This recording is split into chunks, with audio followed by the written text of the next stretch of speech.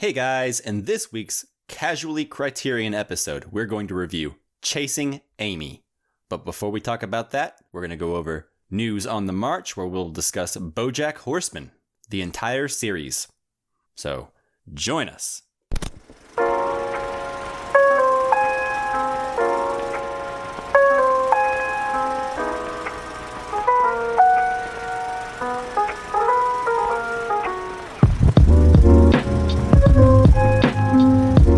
Welcome to the Casual Cinecast, powered by Cinelinx. My name is Chris, and with me as always is a man who's been trying to grow a goatee just like Ben Affleck since he was 12. How you doing today, Mike? Great. That is actually the one thing I've never tried to do. Well, if you think about it really hard, sometimes you can grow one. But I don't want to, that's the thing. Oh. Also with us is the Jason Lee of our podcast. How are you doing today, Justin? Oh, I'm good. That flatters me greatly. I like Jason Lee a lot.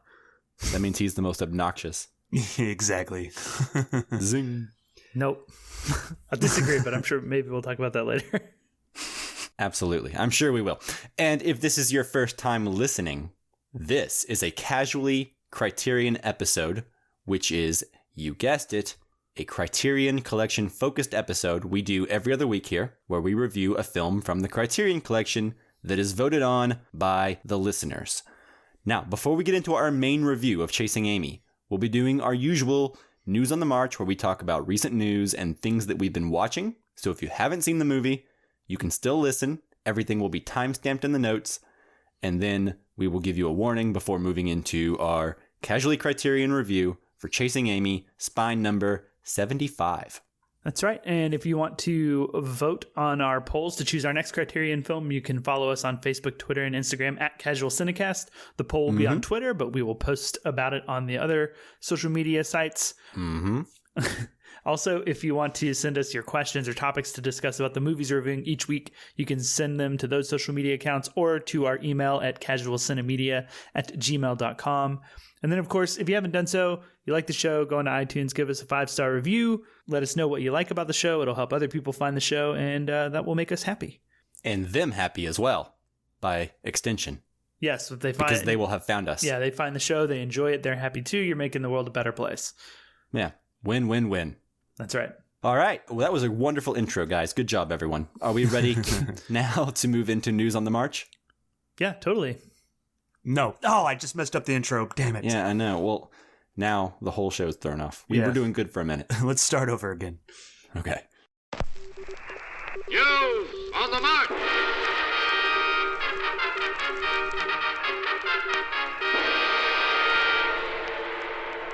All right, guys. Thanks for meeting me here in the News on the March section. Anytime. So, I believe this week we are all on the same page. That never happens. Almost never, except with our main reviews. Yeah. So, get ready, Bojack Horseman fans, because we're about to talk about the 6th and final season of Bojack Horseman. Mm-hmm. We'll probably include discussion for every season up to season 6, if that wasn't obvious.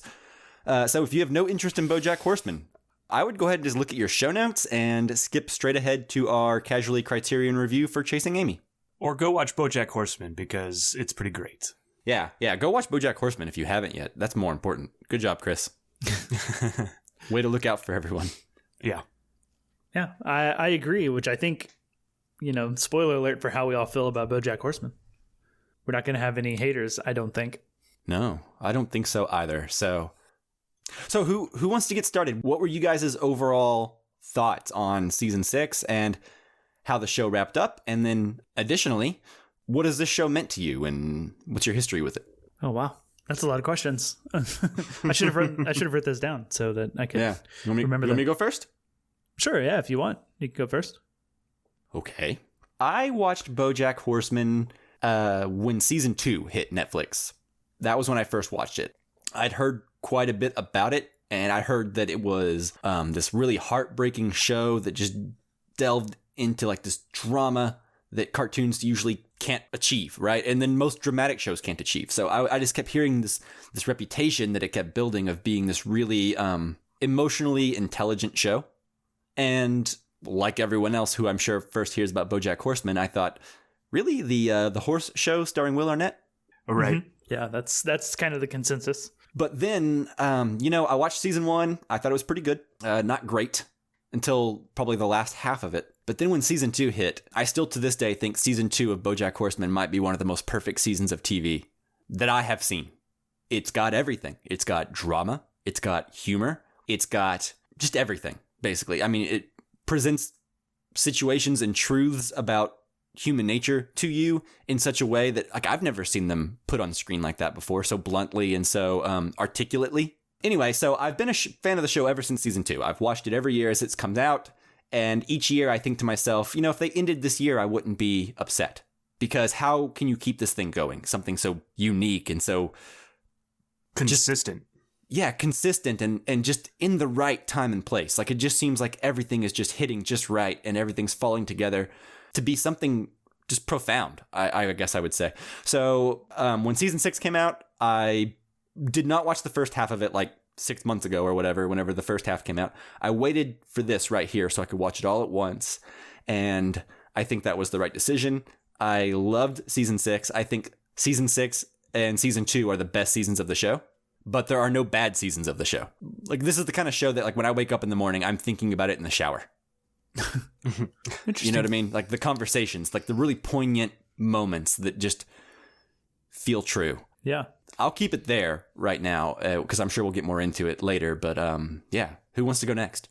Yeah, I think I watched Bojack Horseman when it first came on. I remember being curious about it because Netflix hadn't come out with a lot of new shows, and so I was interested to see what this was. And like you, it's the horse show. But it wasn't until about halfway through the show, that the first season, that it really started to click. And yeah, there are a lot of things throughout the whole series. Like, I think one of the things I walk away with is the mental health issues that it deals with, and it deals with really well, and shows like what the inner working of somebody's mind that has this mental health issue can be. And I think that's a thing you can't get from live action, because you can animate these sequences that show what it's like in somebody's mind that has that mental illness, right? There's a lot of things that they did with the animation that you couldn't do with live action that are really unique and different and emotionally poignant. The other thing, and this is in the later half of the series, but it dealt with the Me Too movement in a way that I felt was also unique, because I think it also deals in forgiveness. Like, somebody does a shitty thing. How do you deal with that person from there on? Like, somebody's a toxic person in your life. How do you deal with it? And I think they dealt with that too. And I think they dealt with it in a way that was also really good. Also, it changed how I will look at the Hokey Pokey for the rest of my life. So there's that. Yeah, so that's my feelings. You turn yourself around, Chris. Yeah, I've been trying to do that. I think I've turned myself all the way around. I went 360 and so I'm back. Yeah. That's what it's all about. Okay. It's really an amazing show, I think. I'm excited for a rewatch of this show and to get more out of it, because I'm sure there is more things. And on top of that, besides it just being about emotional poignancy and mental health, there are some really like cleverly written lines, like especially Amy Sedaris's cat character is always like coming up with these witty, like rhymey words that are coming out, and it's just funny, and it's hard to... Do you know her name? Amy Sedaris? No. I don't know the cat's name, but I know the actress's name. After 6 seasons? For some reason, Amy Sedaris is what popped in my head. I'll give you a hint. It starts with Princess. Caroline, yes, Princess Caroline. Okay. AKA Close played enough. by Amy Sedaris. You can tell Chris is a big fan of this show. I am. I knew the actress's name. I may not have known the character's name, but I knew the actress's name, and that makes me... That's a bigger something. fandom. Yeah. Anyways. In some ways. But yes, her alliterative like spouts where she goes on using a lot of like the words with like the same beginning letter, right? Like those are really funny. Yeah, and it's just that whole thing it's packed with jokes. I think a rewatch will just reveal all of the jokes. It's kind of like Arrested Development in that way, I think. But yeah, so I love this show. Justin, tell us what you thought. Yeah, I mean, like you guys, I love the show. I'll try not to be too like repetitive from what you guys have said, because everything you've said is true. I watched this show because of you guys talking about, I believe it was when the 5th season came out on Netflix. Yeah. That's you guys were talking about on the show, and I'd never seen it, and you said, well, go watch it. And so around that time is when I started watching it. I very much enjoyed the first season, just like kind of from the word go. I thought it was funny, and I enjoyed like the world that this show takes place in, where there's, humanish animals and not so humanish animals existing, but they're all, personified, doing things like people. And they create this world where they have a lot of fun with like the different qualities or traits that an animal has in the real world, and like how they apply that to them doing things like a person. It's kind of difficult to explain, but like, the Penguin Publishing is a real publishing company, but it's run by penguins. Is like an example, right? Yeah. There's a really good joke with a possum in season 6 that made me laugh. Yes. That is really good. Yeah. And one of the earlier jokes too, there's like some dogs in a grocery store looking at like bargain chocolate bars, and they're going, oh, I love chocolate, but it's so bad for me. But like, a lot of stuff like that. And that really just charmed me from like the word go. But season 1, episode 10, I think is where I believe it's episode 10, where Bojack just goes on this like bender, and it's just this super trippy episode, like what Chris was talking about, like things you can do in animation that are, I'm not going to say impossible to do in live action, but you can do them a lot easier and really do anything with animation. Like there is no limit. And that episode is like what really, hooked me, is like the like anxiety and like personality and like all the conflict within Bojack that comes out of that episode just like really connected with me. And I think that's what this show does is I think it kind of sneaks up on you and like snowballs into this show where you just really get attached to everybody and all of the characters, even characters you might not necessarily like as much when the show starts. They just kind of wear on you, and like all of these problems, like the seasons all build on the season before it. So like I kind of have a hard time picking like the best season, because they just snowballed one out into the next and just like built and got more complicated, because everything that happens in season 1 and 2 is still relevant in seasons 5 and 6. Oh yeah. And that's so good. Yeah. And that's what makes like season 6 in some ways feel like the best season to me, because it's got everything else, but it's, it's really everything, every season lifting up every other season. And I think it's amazing to me that they've created such a complex character with Bojack, and I think it's kind of amazing how much they, I guess, make him do things that would make me not like some other characters, but then eventually I go on this journey where I'm back on his side at some point, and then maybe something else will happen, and then you go on like a super roller coaster about Bojack that I don't know that any other show has ever made me feel about a character.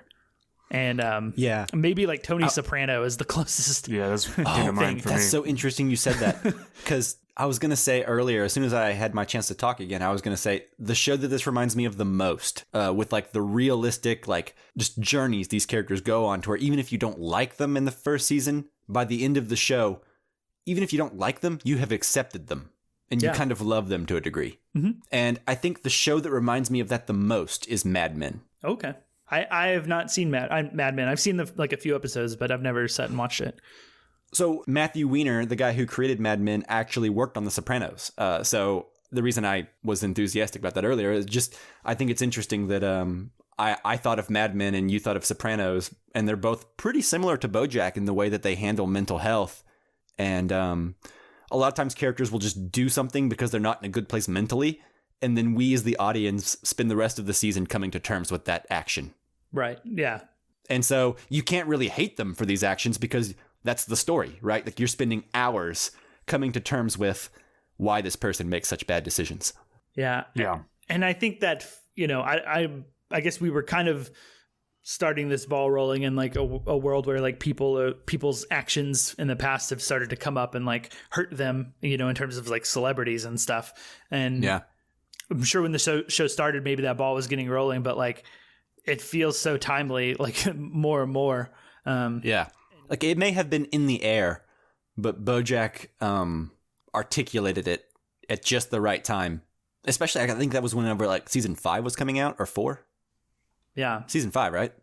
Something like that. I mean, a lot of it's happened over the past like 4 or 5 years, and it's in its sixth season. So I don't know. I think it's shining a light on some of that stuff, and like, you know, I think it's making you, if you choose to watch the show, I guess, like sit with Bojack and like understand a person, and the things that they've done, which, you know, there's definitely people out there that don't deserve forgiveness for the things that they've done.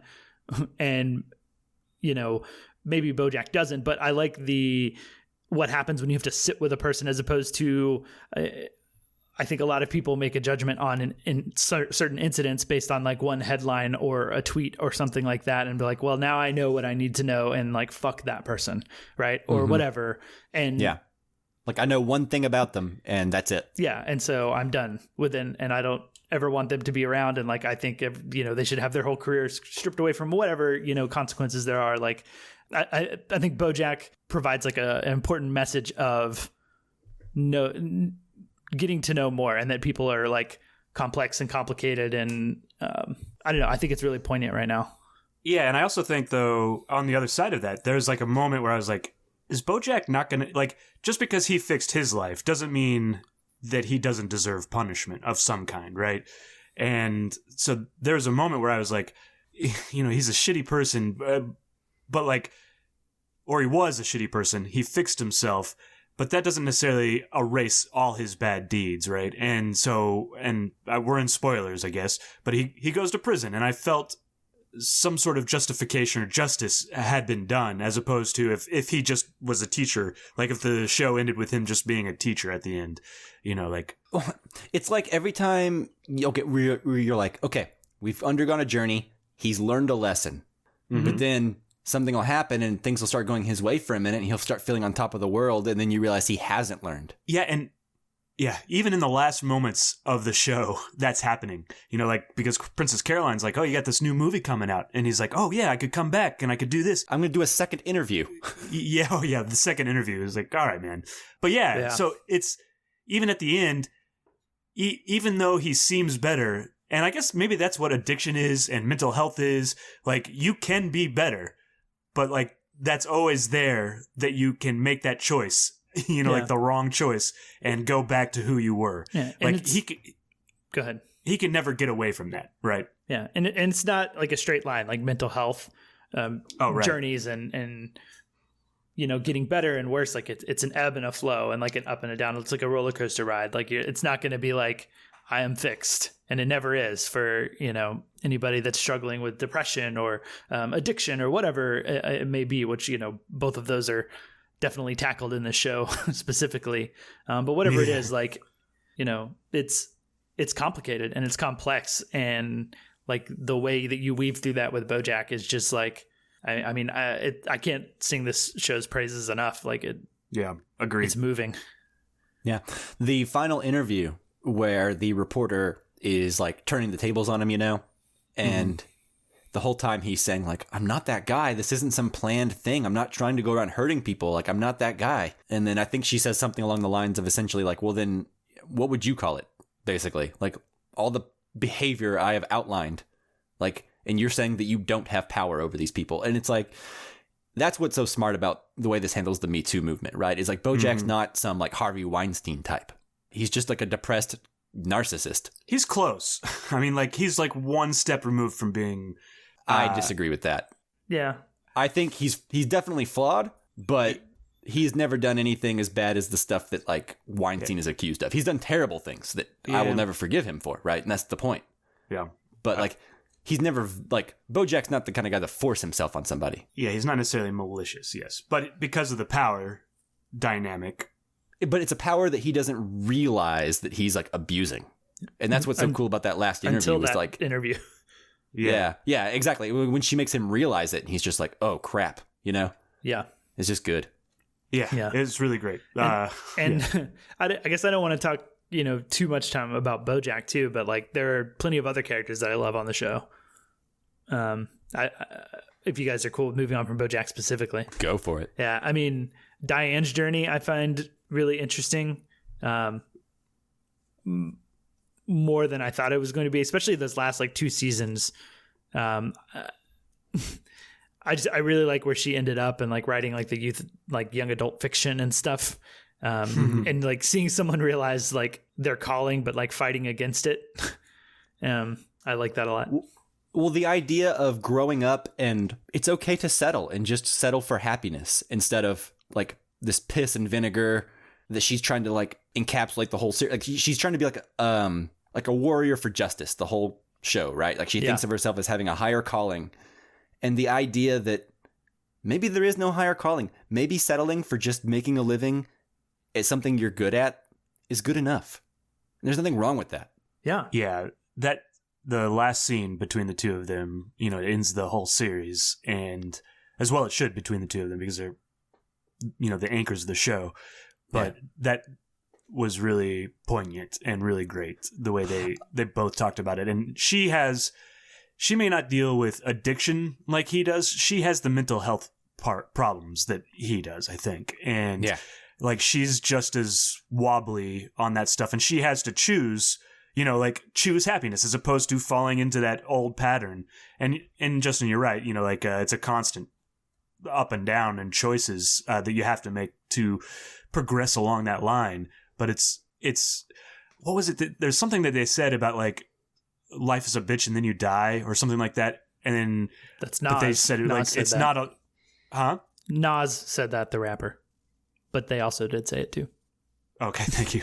I was that's a quote. That's a quote of the song. But anyways, go ahead. Okay, but then they're like, "Well, life's a bitch," and then you wake up the next day. And that's almost a worse result than just dying and giving up. I don't know. It was really interesting, and I loved it. Yeah, well, every character that I think in the show, every character that we meet is, has some sort of mental health thing going on, because I mean, we all do, right? Like I can't think of a single character that doesn't have issues. Like even Mr. Peanut Butter does.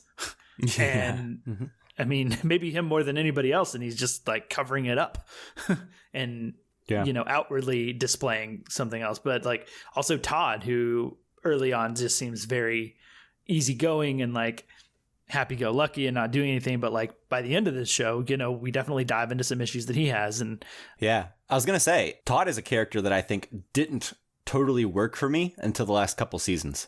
I've always really liked him for humor's sake. Like he's made me laugh enough, but as far as a well-rounded like full character, definitely these last few seasons he's really like shined. I like it better when Todd is like kind of wrapped up in the fold and his plot comes like more full circle into the story and less him doing his own thing. He's less like plot B that never exactly. ties in. They definitely find that balance. Anything else about BoJack Horseman, guys?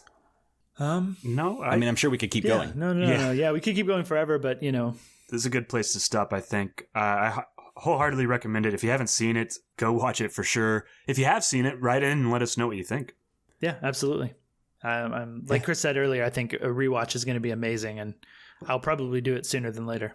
Yeah, I was actually thinking as season 6 was ending, I was like, man, I can't wait to like binge this whole show in one like kind of like block, Yeah, totally.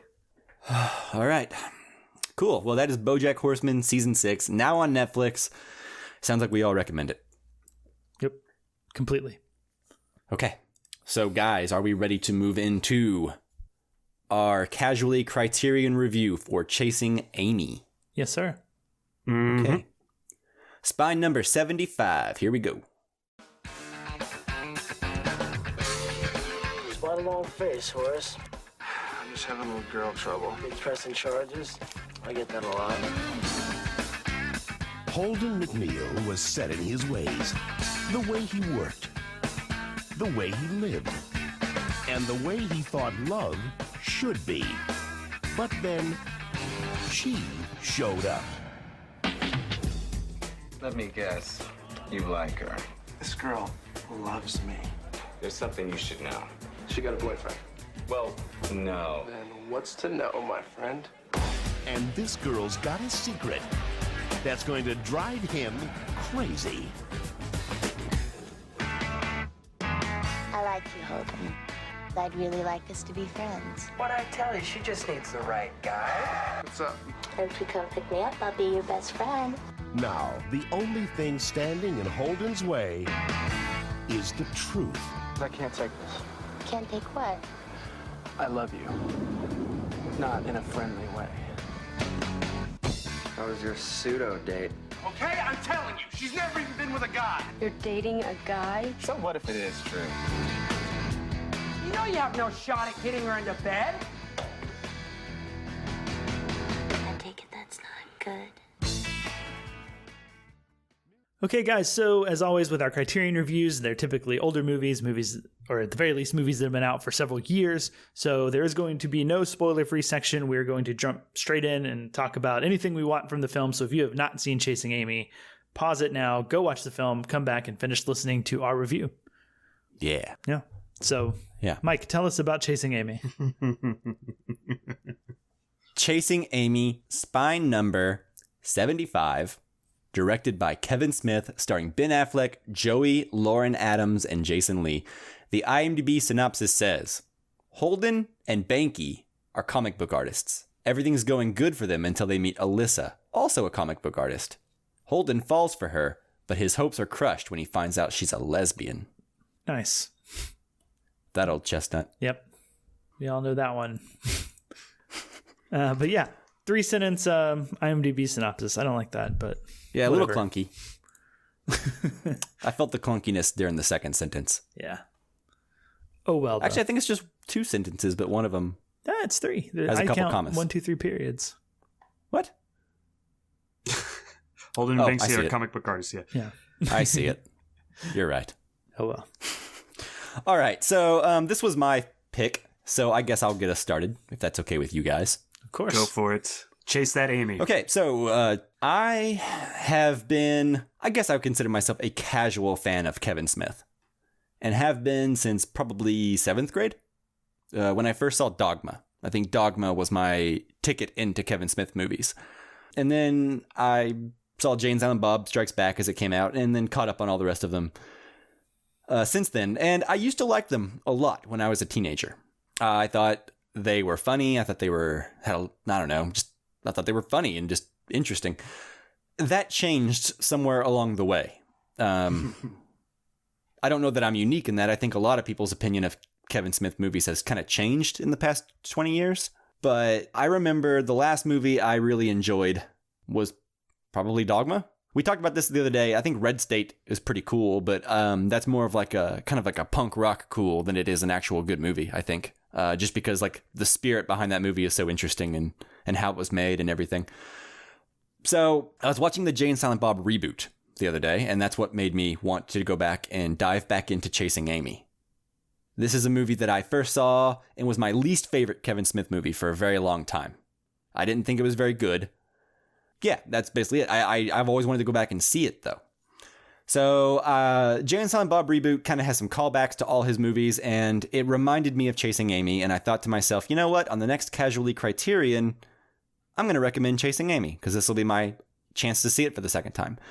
And I liked it better this time, but at the same time, it also cemented my previous opinion, which is that it's not a very good movie. The dialogue feels like it was written by my best friends in 6th grade. All the observations about relationships and sexuality all feel like they were made by my friends in 6th grade.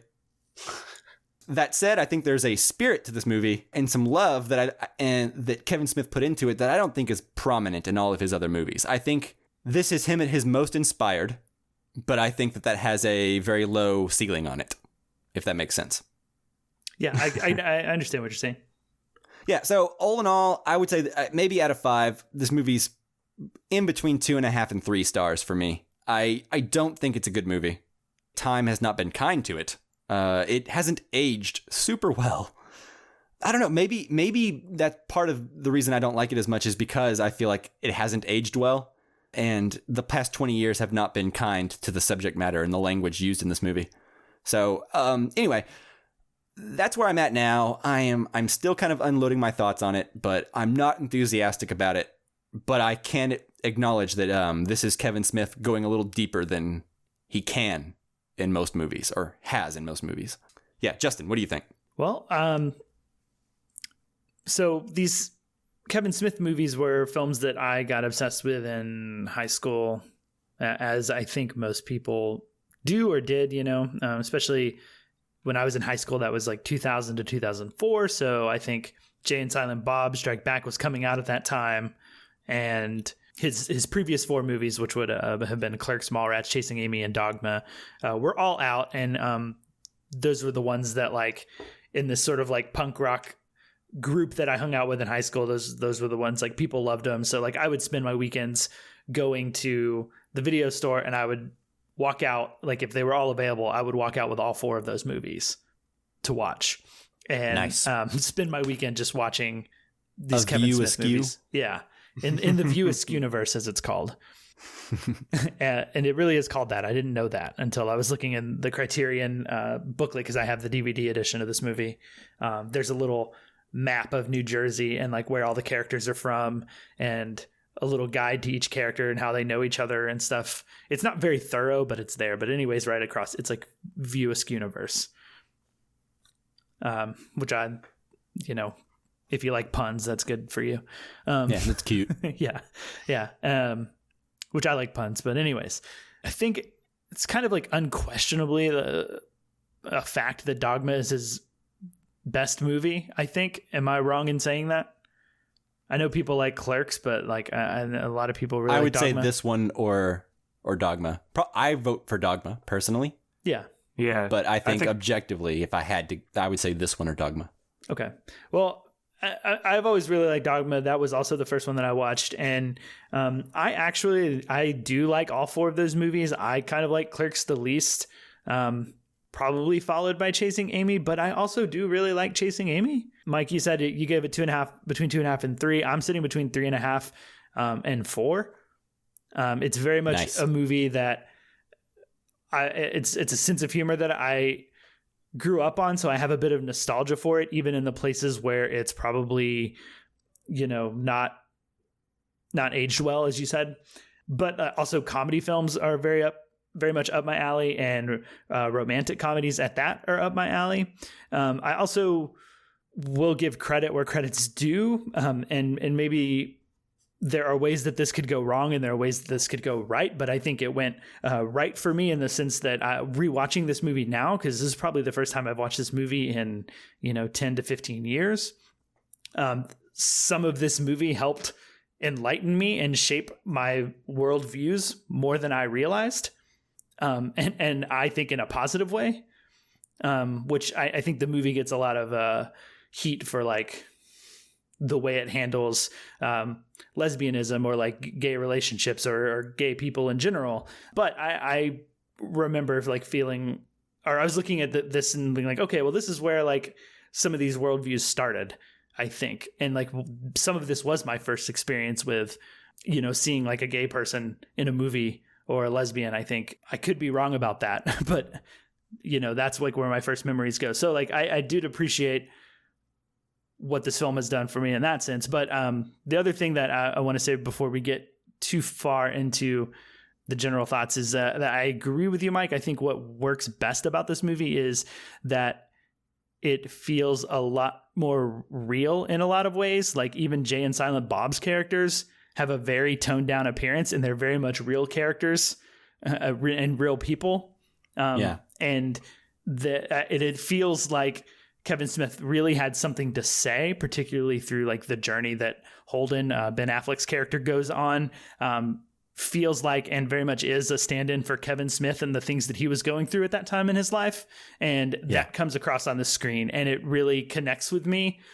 Even for its missteps and its misunderstandings of certain things, I think that there's a heart to this film that really makes me like it and really makes me appreciate it in comparison to the other Kevin Smith movies, especially when you get to like Jay and Silent Bob Strike Back and go to like Clerks 2 and some other things. This movie has like a heart and a seriousness to it that I really appreciate and has a message that I walk away from that I really appreciate.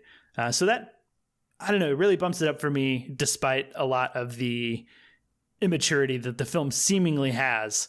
And so I have some complicated feelings about it. I'm sure we'll get into it, but for now I'll hand it off to Chris. What do you think? Yeah, complicated feelings is definitely how I feel about this film. Actually, Justin, you said something just now that Ben Affleck's character says you have to have a personal experience in order.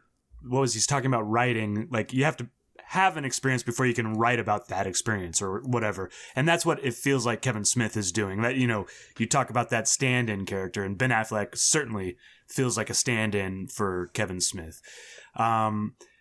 Mike said something earlier, and I'm going to up it a little bit, because I think that when I was watching this film, I was like, a 16-year-old is writing this that doesn't understand relationships and that doesn't quite understand it yet. He's trying to write about these things, but he doesn't know about them yet, right? Or he doesn't understand the nuance that's happening in these relationships. Like, I don't think any of these relationships necessarily have the nuance that they need to be in a film like this. However, there is a heart to it, and there are, really... I'm thinking of the specific last scene that Joey Lauren Adams, she delivers a monologue about not being in that place. And that, in this movie, that was a good moment. That was a moment that touched me. And I think there's a few like that are scattered throughout here. But it's mainly feels like it's somebody that wrote something that doesn't quite understand the nuance of these relationships. I do think, however, Justin, that you're right. The other thing you said was that... this is, your first experience with homosexuality in film or on the screen. And I think for me as well, that's what it was. And at the time, it felt really smart when I first watched this film. It felt really smart and it was answering my questions. But I think that that's also because of the immaturity of the film. It was on my level at the time. However, I'd like to think that I've matured myself now, and I've moved on past this film. So maybe that's part of it too. And at the time, certainly in the 90s, there weren't, a lot of homosexual characters on the screen, for sure. I think Ellen was probably one of the only ones, put yourself back in the 90s, even the beloved sitcom Friends now. If you go back and watch some episodes of Friends, man, it's weirdly homophobic, more than you remember.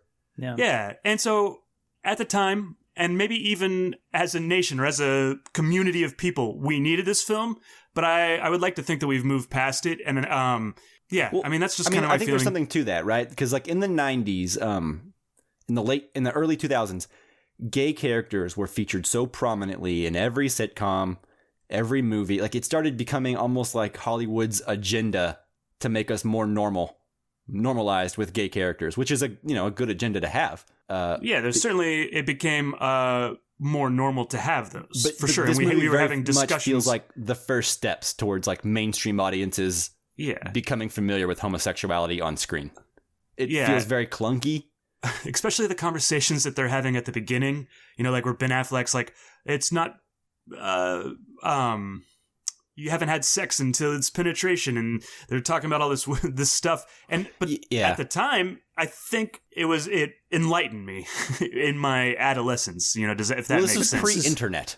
Certainly. It's pre-internet where there's not a ton of information and even porn to figure a lot of this stuff out, right? So it's also this character learning. So some of those points about how it handles that, I don't necessarily have an issue with the conversation about that, because it is part of Ben Affleck's character that he is inexperienced, and doesn't know of these things. So those conversations are very rudimentary and elementary and a bit on a child's level in some ways. For sure. Because of that reason. I think that's kind of, maybe I didn't finish, but it's a 16-year-old that doesn't know about these things, but is trying to learn about them. And I think, the heart's in the right place. Does that make sense? I think the heart's in the right place for this movie, but ultimately I think it misses. Or I've grown past it, but I'm a little bit more on like the 2.5 star side, I think, of this film.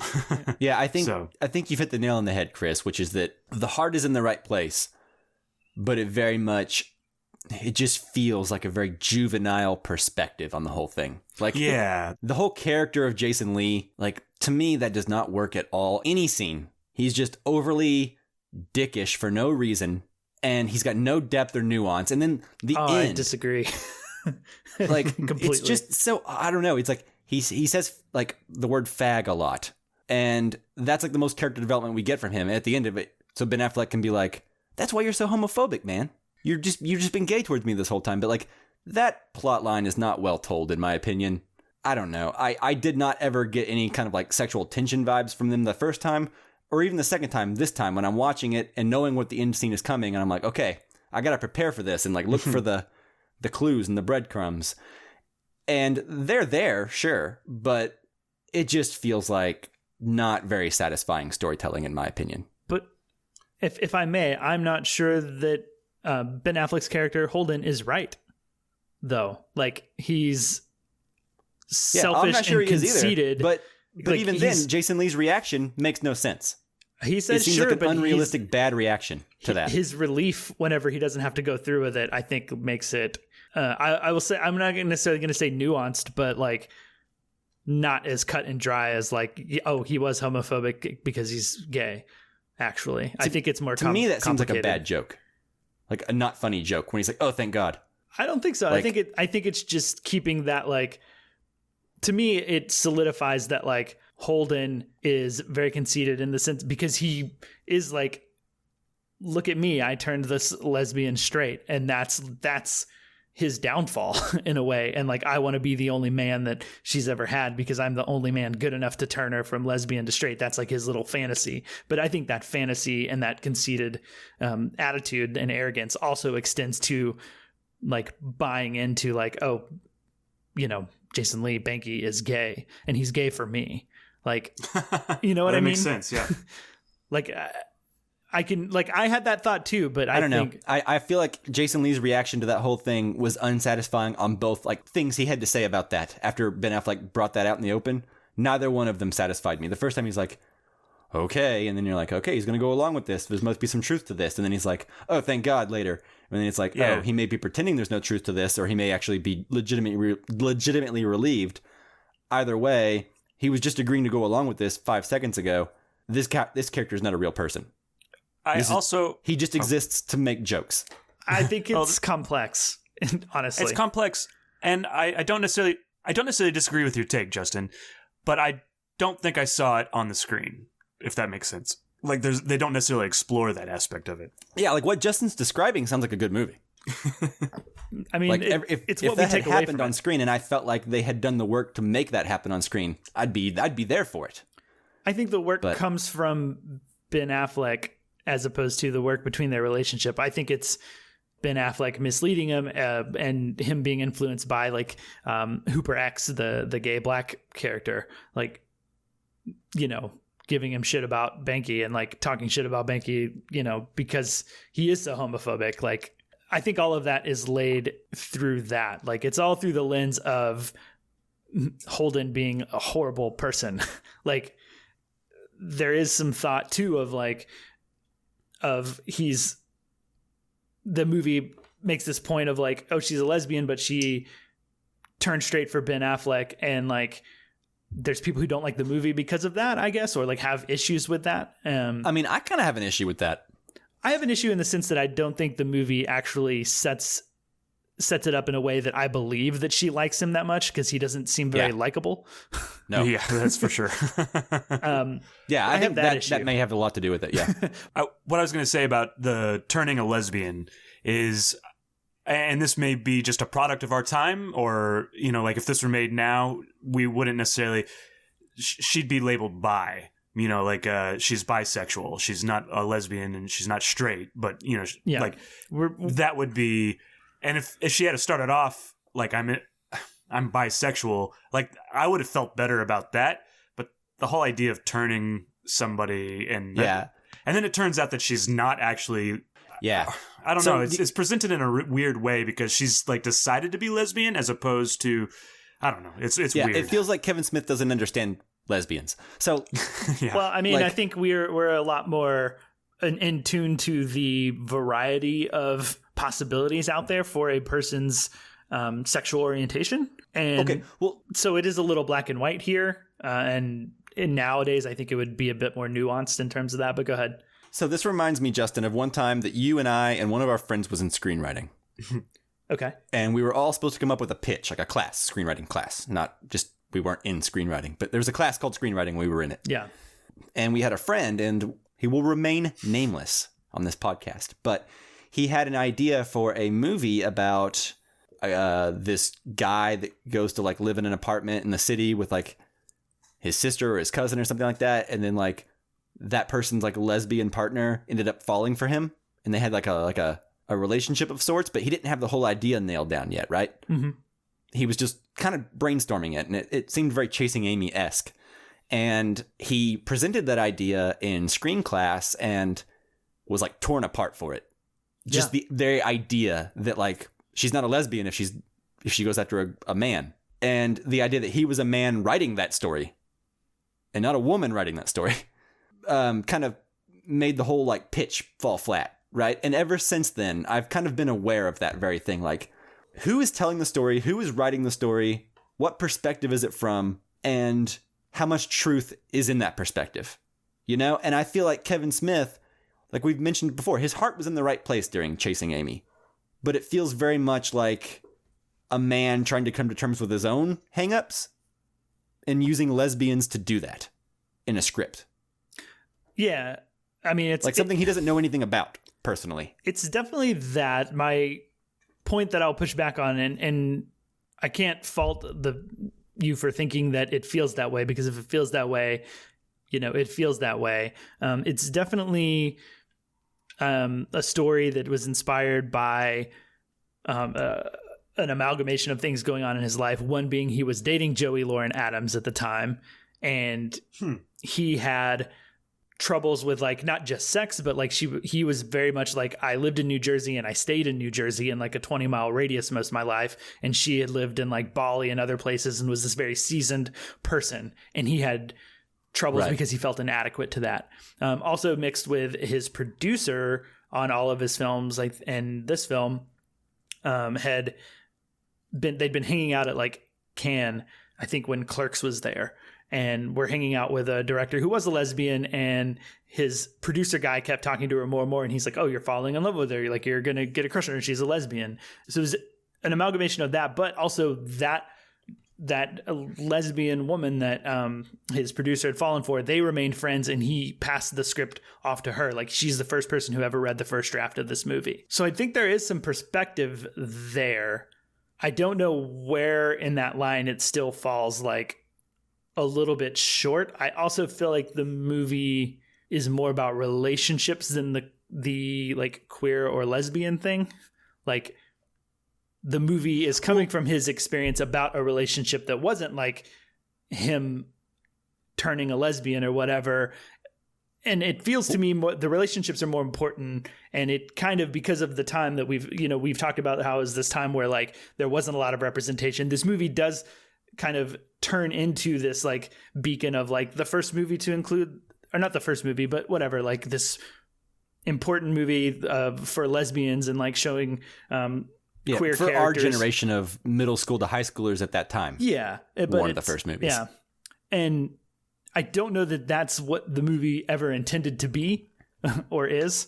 And so in that sense, I give it a lot of breaks, because I do focus on the relationships themselves. Yeah. Well, here's what I think the movie does right. Here's what I take away from this movie, and all the good things I feel about it come from this aspect. It's not so much trying to tell us a greater truth about homosexuality. It's not trying to tell us a greater truth about how lesbians think and are. What it's doing when the movie is at its strongest is whenever Holden is self-reflecting and realizing that like slut shaming is bad. And I think you could achieve that without a lesbian, but we already said this movie was breaking new boundaries in the 90s for homosexual representation. So I get that, and that's a good thing. I think where the movie is really working for me, though, is whenever he says something like, yeah, it drove me crazy that you were with guys before you were with girls because you told me I was the only guy, and you have all this experience, and I couldn't handle that. I don't have that experience, and it made me feel less than. It made me feel like a child. That realization, I think, is where the movie is really on fire, like shining. Mm-hmm. Like that's the kind of stuff that he really needs to stick to make it sound like he knows what he's talking about. Right? Like, do all the self-reflection you can. But it's whenever he starts trying to like, it's the dialogue for Joey Lauren Adams that frequently I'm like, kind of like, should I cringe at this or should I just kind of accept it and move on, But when Holden is learning his lessons and when Holden is coming to his self-realizations, I think that's when the movie is really working and when the lessons are working for me. Because I know Kevin Smith knows young men, right? Like, sure, he has that covered, I'm sure. So, that perspective is one that I'm like, that feels true to me and not necessarily like a convenience of plot. Yeah. It's unfortunate that the lesbian queer aspect of this movie is so important for its time. And it's such like the focus because unfortunately the movie doesn't end up being about her and she ends up being just a character there to affect our main character, Holden, right, and Banky. And it is unfortunate that we don't get any more time with her and have a more well-rounded perspective of all three characters. I think that's probably the movie's biggest sin because ultimately the movie, it is about Ben Affleck. It is about Holden. It is about those moments. That's like the thesis of the movie. Yeah, I agree. And the lessons he learns are at the end. Like, I mean, it's a good journey. I just think it's just a lot of the scenes to get there just don't feel right to me. Yeah. I particularly like that last scene where, he asks, and you guys can tell me what you think about that monologue, but when he asked for the threesome and she's like, don't ask me. And then she's like, I've moved past this, like this isn't for me anymore. Like, sure, it happened to me. I don't know. I found that where I did find a lot of what Joy Lauren Adams said kind of fell flat at times. But that one scene in particular, I really enjoyed and kind of, bumped the movie up for me a little bit. What did you guys think about that last part? Her crying and explaining her perspective on the whole thing, I think works. Right. And I think if there had been a little bit more pushback, like she argues with him, but it seems like throughout the movie, it's kind of like friendly sparring, right? Like, I'm going to say something I don't understand about lesbians and you're going to kind of like teach me, Mm-hmm. Like, I don't believe penetration. Like, if there's no penetration, no sex kind of thing. And she's like, what? That's dumb. And like, those are the conversations that back then were the hook. We never heard conversations like those before. And those are the very things that don't age well now. So it's kind of like this weird thing where it's like someone like Tarantino, the dialogue after years just keeps getting better and better. But then someone like Kevin Smith, the dialogue just dates it more and more, Yeah, I mean, I think it just depends on the subject matter. Like, I think if Tarantino was delving into this in like Reservoir Dogs, for sure, it might also feel aged. Well, and some people might say that his use of the N-word is completely outdated and not necessarily a good thing. So, I mean, he's got his things too. Yeah, for sure. I do. Go ahead, Chris. Sorry, I do enjoy the dialogue. I just think like it never coalesces into anything more. I like the way he talks about things. It's just instead of the Death Star, like in Clerks, which I love that monologue where he's talking about the people working on the Death Star and how the rebels killed all these innocent people, right? Like, that's really interesting as well. But he's applied this to lesbianism here, and it's this weird, like, way that he's talking about it in this nerdy way. And but I do enjoy the dialogue. Yeah, is what I'll say. I like the dialogue. I like the characters. Like, I think there's some really well-written stuff that is like classic Kevin Smith that I think works. Like, I love the intro sequence. I guess it's not the first thing, but like whenever Hooper X, the gay black character, is giving his like speech and Holden and Banky are like heckling him or whatever. And he gives the speech about how Star Wars is all about galactic gentrification. And I like the whole thing of like, they take off Vader's helmet and reveal that we all want to be white inside or whatever. Like that sort of stuff is like that classic Kevin Smith thing that I enjoy. I also really, I think one of the best scenes in the movie is between Jason Lee and Joey Lauren Adams when they're comparing like sex stories, their like pains that they've had during like oral sex. I think those scenes work really well. I actually, in some ways, I feel like a bigger chemistry between Jason Lee and Joey Lauren Adams than I do any chemistry between her and Ben Affleck. because of that Ben scene. Affleck's a dick. Yeah, like Ben Affleck just kind of sucks the whole movie, in my opinion, which is probably like, as a character, like as a performance, it's mostly fine. I don't really have much issue with that. But I don't know. I really like those scenes. I find them funny. I find the things of like arguing whether or not Archie and Jughead were gay together, like that sort of stuff is very fun to me. I don't know about you guys. I mean, yeah, that's kind of the stuff that seems a little on the nose now for me. But yeah, it's fine. Like I don't necessarily like the Jason Lee character at all in this movie. I think he's turned up to 11 in every scene. And it doesn't always work for me, but sometimes it does. I gotcha. I think for me, Kevin Smith writes good dialogue. I think. And he writes interesting dialogue. I think him as a director, like, I think this movie could have been better if it was handed off to a better director. And I don't want to besmirch Kevin Smith or anything like that, but I don't think Kevin Smith is a very good director. I think he's like, I think he's on record as saying that too. Oh, is he? Like as in about himself? Yeah, he's a better writer than a director, and yeah. I think that there's some performance issues that like a director could have controlled a little bit better. Like you were talking about Jason Lee always being at an 11. I think the scene at the hockey rink, Joey Lauren Adams doesn't have any levels. Like when she's just yelling at him the whole time. There's no levels. She doesn't like come back down and then go back up yelling at him. She's just at 11 the whole time, screaming and yelling. And I don't think it's her fault. I think a good director would have gone in and been like, "Hey, let's try it this way," you know. So, anyways, yeah. I mean, I think the director's job is to really pull out like from the script like the right emotions and the right tones, and like make sure we're focusing on the right things. And I think, you know, Kevin Smith is on record as saying like, you know, Ben Affleck's character is him.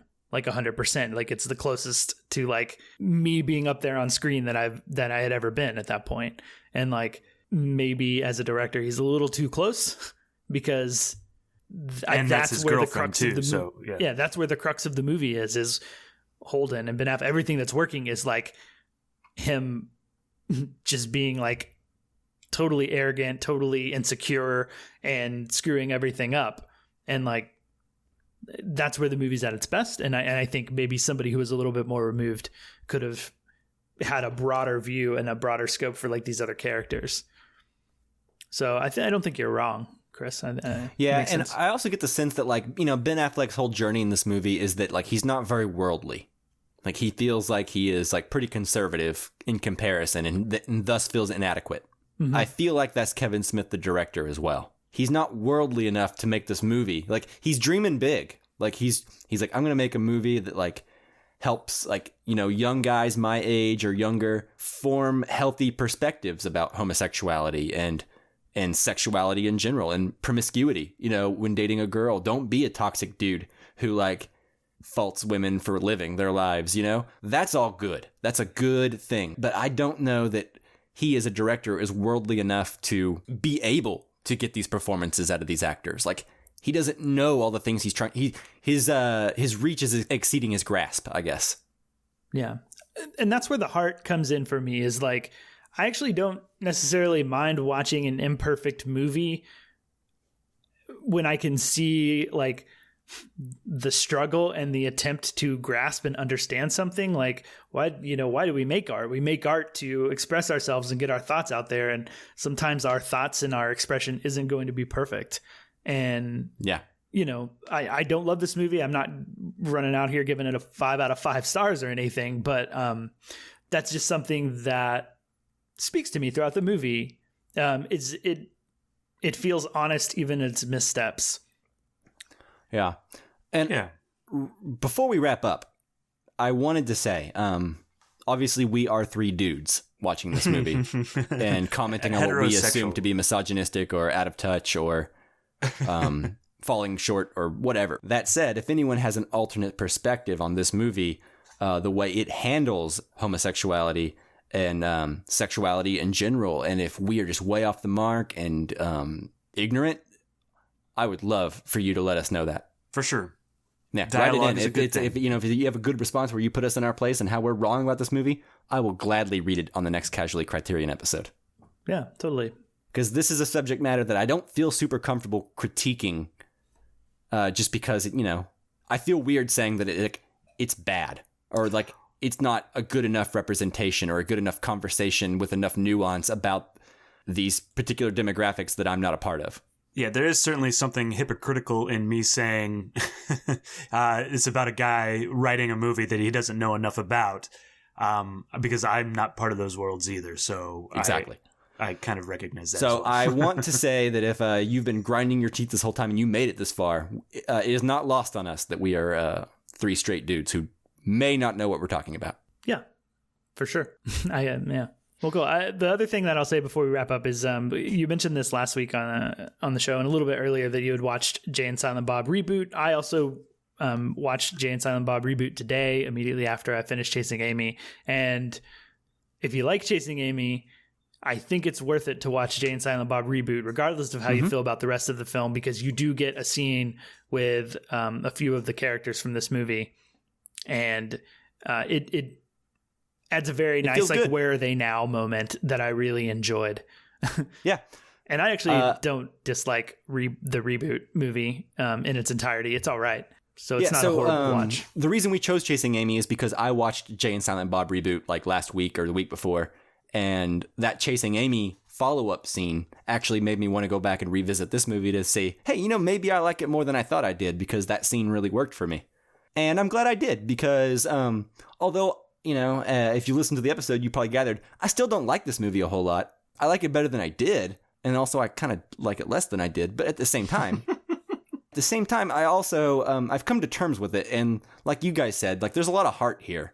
So I appreciate what Kevin Smith was trying to do.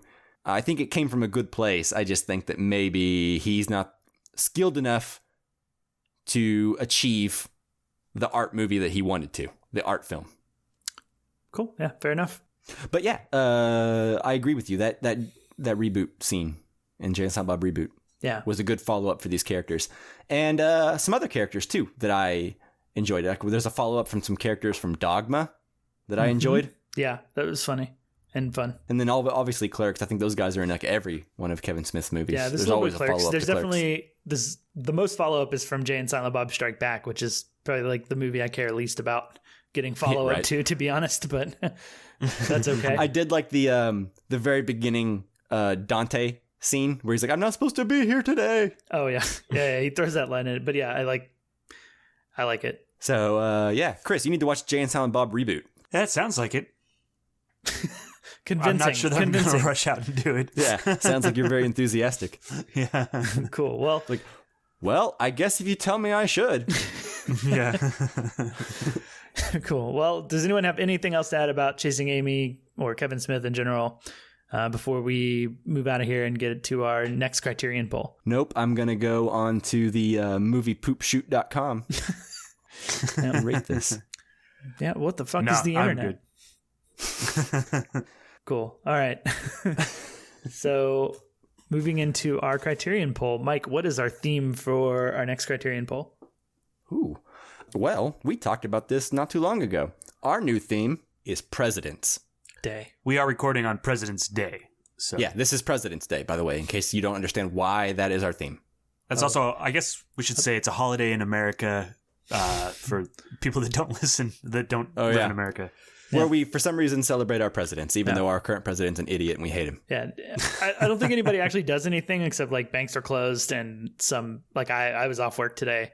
And I think we're just supposed to kind of just generally think about the presidents that we've had, past and present. So I guess I oftentimes don't even know that it's President's Day. Yeah.